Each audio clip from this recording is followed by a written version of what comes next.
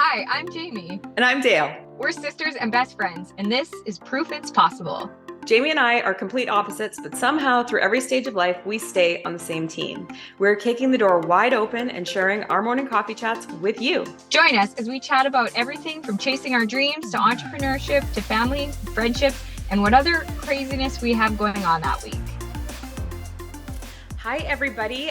Today we have a very special guest. We're so excited to have Kristina Hudson on. She is a board-certified therapist, an author of a book coming out in 1 week called Rise Up and Thrive, and she's a speaker and a coach. Yay! We're so excited for you. She's also an expert on trauma recovery, specializing in helping women thrive after relationship trauma. Okay, Kristina, thank you for being here. Thank you for sharing all of your brilliance with us. We can't wait. That's kind of like your bio that I'm reading off here, but tell us about yourself. Tell us about your story. Give us and our listeners like a little bit more about you and what got you here to being an author and a podcast host and all these things. Sure. Thank you both so much. It's really an honor to be here with you and really to kind of follow in the path that you both paved recently of being a best-selling published author. So really exciting. Like you said, I'm an occupational therapist by background. So I think a lot of people are less familiar with that. And really our scope in practice is quite broad. Most of my professional career was spent with the military. Specializing in brain injury and post-traumatic stress disorder. And while I was deep in that work, I experienced a lot of trauma from being involved in a mass shooting to having a relationship end in a really bad way. And then through that healing journey, really started peeling back the layers, as so many of us do, and recognized the roots of where a lot of my trauma came from, and therefore where a lot of my decisions in relationship were coming from as well. And it became really important to me to help other women identify that same cyclical behavior so that we can break it and start really paving a path for ourselves. Amazing. So what was your breaking point that made you say, okay, I can't go on like this. I recognize I've seen or been through trauma. Now what? Or how did you get started on the path of dissecting your own, or what was the breaking point for you? Yeah, great question. There were a couple. The first was in 2016. I was competing in bodybuilding, and it really, I think, appeared from the outside that I had this really great, beautiful life. I was professionally doing really well. I was competing and doing really well on stage in that realm too. And I really was quite unhappy. I was really struggling inside. And so I started doing a lot of self-help and professional, or I guess personal development at that point in time. And started just kind of looking at the various areas of my life and what was causing me to be so unhappy. And really my true breaking point, which I think carried a lot of shame with it for a long time, was it wasn't until infidelity in my marriage became very real and very apparent, and I couldn't ignore it any longer, that I finally said enough was enough. Good for you. How much do you think your relationships can affect the rest of your world? I know for me, when I was dating, I felt like all of my energy was consumed by being in either a healthy relationship or a negative relationship. If once I was in a healthy relationship, I'm like, wow, there's a lot of space here and time here to do other things, dream big dreams, all of that. But when I was in those more toxic type relationships, when I was dating, I didn't have capacity for much else because I spent a lot of emotional energy being sad, being worried, and I think Jamie, you can attest to this too, that Jamie's book is called Looking for Proof. And it's you're looking for proof instead of chasing your dreams or finding joy. Oh yeah, Or absolutely no time to chase dreams. No time. Like no, you're in survival mode. You're just going through the motions and spending every waking hour. Well, for me anyways, my story is that I spent every waking hour like looking for the proof of whatever it was that I knew in my heart was already true. So for you, much like infidelity, you were probably already knew it was true long before you ever had the proof that it was true. But can you talk to us a little bit about like knowing something is true, or like honoring that inner knowing, but then denying it, and what that does to your like self-esteem? Mm-hmm. Yeah. And first, I'll go back to Dale's question too. And there's a quote that says the quality of your relationships affects the quality of your life. And it's absolutely 100% true. And I think to both questions, one of the things I speak about in my book too is being in survival mode for so long. I ended up getting diagnosed with autoimmune illnesses as well. And so it definitely penetrates every area of your life, from your mental health to your physical health to how you can show up, to your memory and concentration and ability to focus on things. It's not like we can compartmentalize and keep it in this one relationship bucket. It definitely spreads to every area.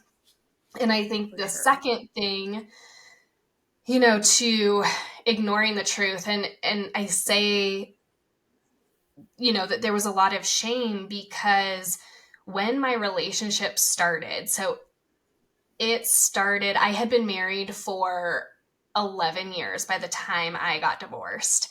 And I knew from prior to us getting married that there was infidelity. I questioned it, and I was constantly told I was crazy. I was constantly told I was overreacting. And whether it's that situation where we are blatantly told that we're wrong, or we're told by society and family and friends, our family and friends think that they're doing what's best for us, but they don't necessarily know the same gut feeling that we have. And for so long, I had people say, no, that's not true. He's so good to you. He's XYZ, whatever charming persona they witnessed wasn't the truth of what was going on behind closed doors. And had I had more self-esteem, I think, and more confidence, I probably would have acknowledged that gut feeling far before I did. Yeah. Isn't it interesting though that self-esteem and confidence is built by, keeping promises to yourself and being good to yourself and feeling comfortable in your own skin. But the catch 22 is that you're in a relationship that's like tearing that all down. But had you not had those circumstances, maybe you'd have more confidence. And so it's like, what came first, kind of the chicken or the egg? what would you say people are going to get from reading your book? Let's talk about your book. What's the premise of the book? Is it your story? Is it a memoir? Is it a how-to guide to leave your husband after infidelity? Or what are we getting when we read your book? Yeah, thank you. It is very much a combination of personal story and strategy. So I share a lot of the depths, in part because I really feel like there are a lot of informational books out there, but a lot of people kind of gloss over the really hard stuff. And I've always been a journaler. And I will caveat this too with, I also am a believer that we don't share from our wounds, but we share from the scars. And so I share unedited journal entries from the 6 years that I have gone through this healing process. I share the personal story that was occurring in that moment. I share the strategy that helped me through that obstacle. And then I also share what I title at the end of every chapter called a wink. So it's what I now know. And it's from the perspective of today, looking back on that situation and maybe what I would have done differently or what I've learned since then and how I would teach or approach that situation now. Amazing. Jamie's book gets the same question over and over and over again, because although both of our books share a lot about our personal lives and our stories, Jamie's book is similar to yours in that it talks about topics that are often swept under the rug. People keep as a family Taboo. thing. Yeah, they're more taboo. And so it isn't as comfortable for people to accept your guys' stories as other people's memoir type stories. And one of the questions she often gets is, how does her husband feel about her discussing her experience as the wife of an addict? And it really is just from her perspective. But I wonder, do you have anybody in your life that's like, don't open the curtain to your journal. Don't tell everybody what you're going through. How is your loved ones and the people who are in your inner circle or used to be in your inner circle feel about you writing a book and kind of opening your whole life up and all of your secrets and all the things up? Yeah, and it's definitely challenging, right? I too wrote very much from my perspective. It's not my place to tell somebody else's story, or that's how I feel. I will say, in terms of the marriage, it's very different because my marriage ended, right? So I'm not still trying to engage in this relationship. However, I think one of the reasons it took me so long to write this book was from the moment that I filed for divorce, I received death threats for 2.5 years. And it was very scary to try to balance and say, am I going to be safe in sharing my story, even though I'm not sharing the nitty gritty details, So that in and of itself was a challenge. And yet I feel like a part of this process is not allowing us to succumb to fear.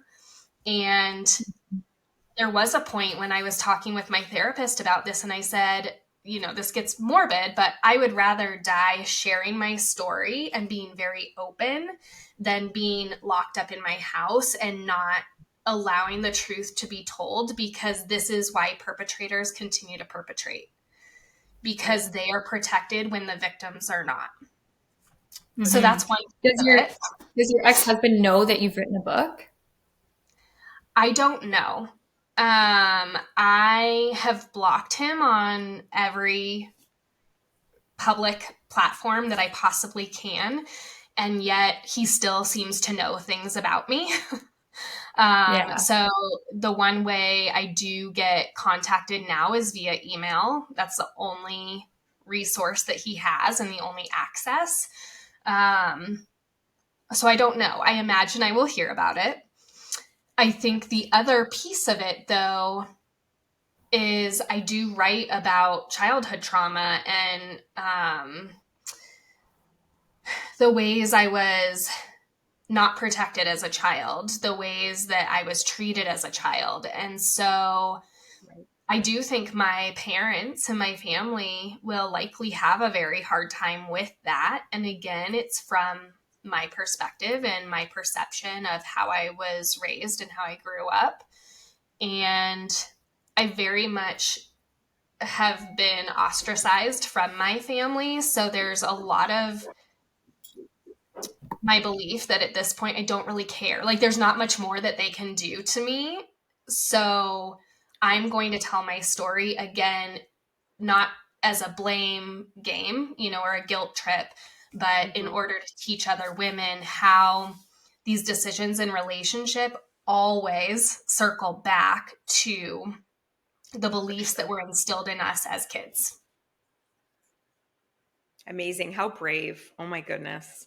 You're a very, very brave and amazing person for sharing, because the thing is I totally believe that your story will help other people. And that's why you write your book, right? Like, it's why we've all written our book, is because the past version of ourselves needed to hear our story. But unfortunately, we had to go through the hard parts and through the weeds on our own. Jay, do you have anything to add to that? Just because I feel like there's a lot of you've had so much more inquiries around what do people think than I have. Yeah, I guess I have a couple of questions. The first one being, did you have like any trusted friends that you confided in with all of your thoughts and feelings, or did you keep that part of your life and your, the infidelity and the fear and all of that kind of a secret for fear of what they might think of him, how they might change their perception of him? Yeah, good question. I did not really confide in people about the infidelity. And there was also a lot of toxicity in the relationship. So in part, I felt like I was just, I don't want to say deserving, but I was just as much of a contributor to the dynamic as he was. And there was a lot of shame with that. So part of it was, if we stay together, I don't want people to have this negative perception of him. I want my friends and family to still be accepting of him. And the other part was, what would people think of me if I'm the one putting up with this and continuing to stay in this relationship? Yes, absolutely. And what advice would you give your past self? Like, knowing what you know, like what's kind of like one wink that you could give a listener who's in a similar situation as your past self? What piece of advice would you give them?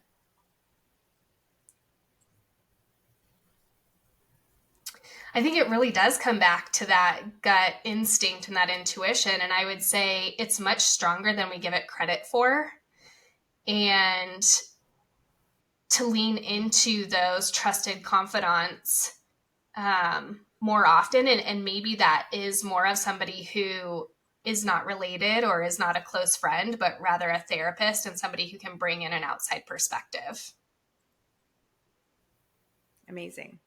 That is really great advice, actually. Yeah, it is, because honestly, and you know what, that's what's kind of crappy about that piece of advice though, is it also comes with a level of shame, because there's people who don't want to see a therapist or a person outside and have to even admit it to them. And it's like, it's not bad or wrong to get therapy. It's actually so good for your soul if you just allow yourself to do it. And you don't have to do it forever. You can just do it while you're going through stuff. And then, but people, there's shame in that. Even that act of like self-care and love and getting to the bottom of what you're looking to do. So I love that you're sharing that. And yeah, this podcast is called Proof It's Possible. And so we like to ask people, what do you feel like you are proof that it's possible? Like, what is your kind of pillar that you're proving whatever you dream up is possible, but what is it for you? Yeah, I love this.